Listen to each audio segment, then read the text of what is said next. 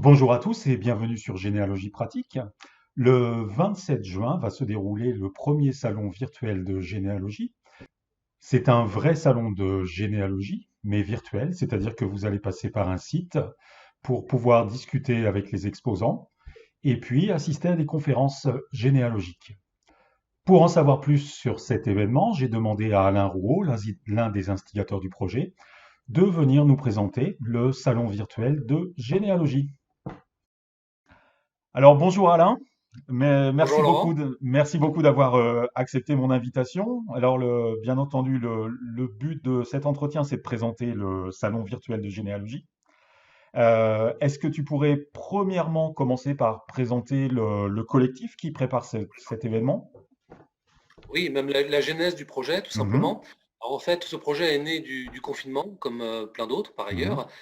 L'idée a mûri dans la tête de Philippe Christol, donc un généalogiste professionnel qui est spécialisé sur la Pologne, qui était un petit peu en manque de salon, un salon pour lequel on participait un peu tous ceux qui participent à l'organisation du salon. Et il nous a suggéré à l'équipe de Gen Agenda de réfléchir à un projet de salon virtuel pour mhm, pallier l'absence de salon physique. Donc cette idée, il nous l'a proposée à Jeune Agenda et on n'a pas mis longtemps à réfléchir et à se lancer dans cette idée complètement folle. Et on s'est adjoint les services également d'Isabelle Corry, donc spécialiste des recherches en Allemagne et en Autriche. Voilà un petit collectif de 5 personnes pour lancer ce projet de A à Z. très bien. À quoi on peut s'attendre en tant que visiteur quand on va participer à ce salon? Quel était votre Alors, but en vrai, ouais. en réalité?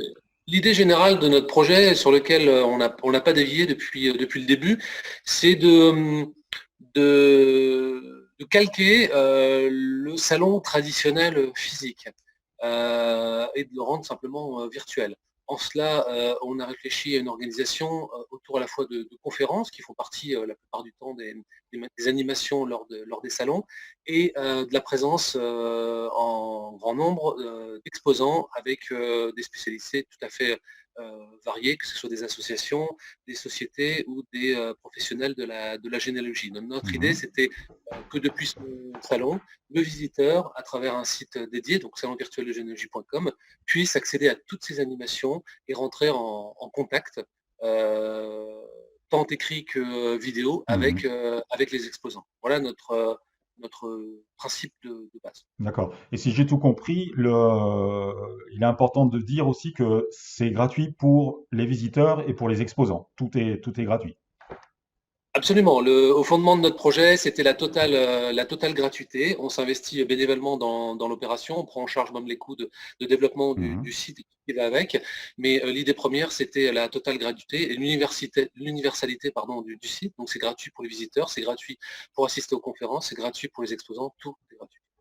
D'accord. Donc c'était important de le Comme la préciser. plupart des salons traditionnels physiques en France qui sont toujours sur le modèle de la gratuité. D'accord.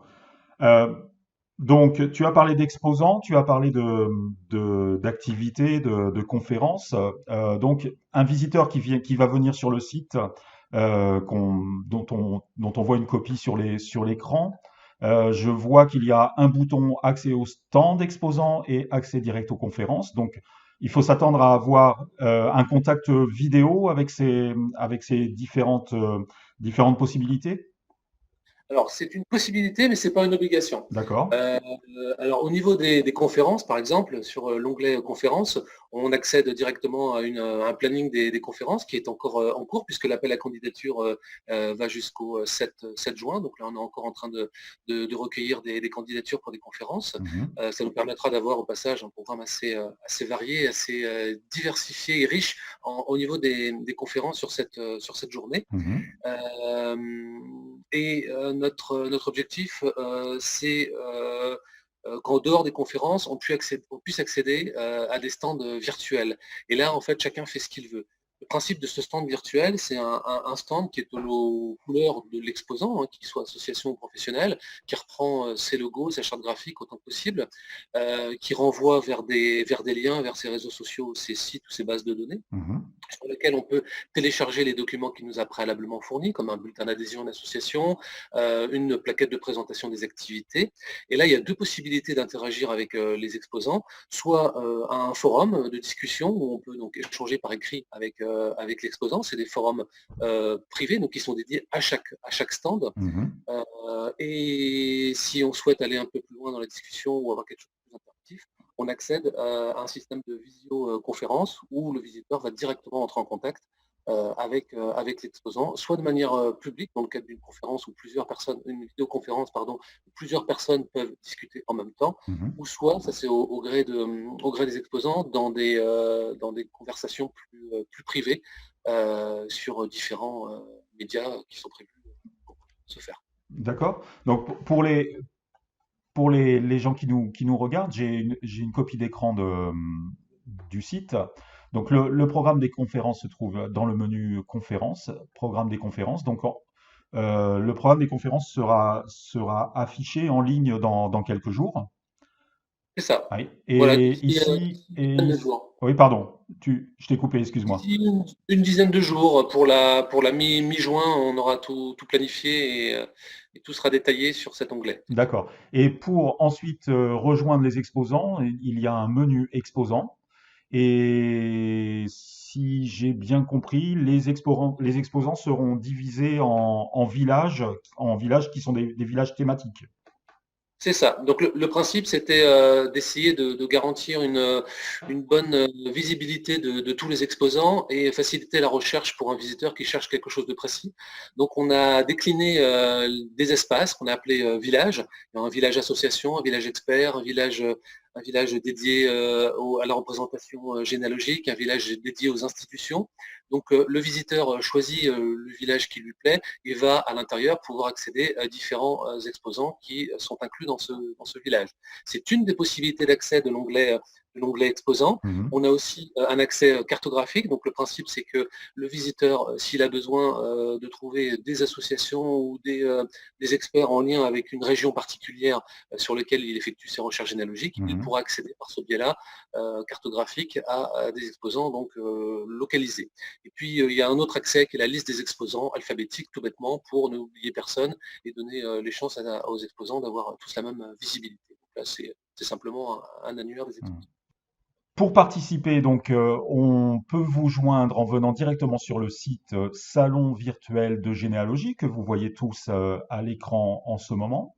Je sais qu'il y a aussi une page Facebook et différents réseaux sociaux, Twitter et Instagram, tout à Twitter fait. et Instagram. D'accord. Sachant qu'en fait, tout se passera sur le site salonvirtueldegénéalogie.com, Oui.